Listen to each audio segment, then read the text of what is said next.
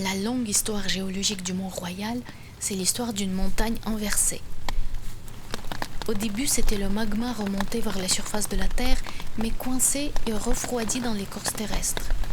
Cristallisé et libéré par l'érosion, le massif gabbroïque a formé la chaîne montérégienne. Cette petite chaîne de montagnes a déjà été un archipel entouré par la mer lorsque l'Atlantique s'est élargi après le passage et la fonte du glacier. Ce qui est fascinant, c'est qu'on peut voir aujourd'hui cette roche ancienne qui a l'âge vénérable de 125 millions d'années. C'est le gabbro-mélanocrate, la roche la plus répandue du Mont-Royal. Les premières traces connues des humains sur le mont datent d'il y a 5000 ans.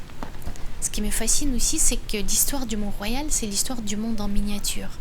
L'histoire de la première colonisation des Amériques par les humains venus de l'Asie par Alaska, l'histoire de la deuxième colonisation par les Européens d'il y a seulement quelques centaines d'années.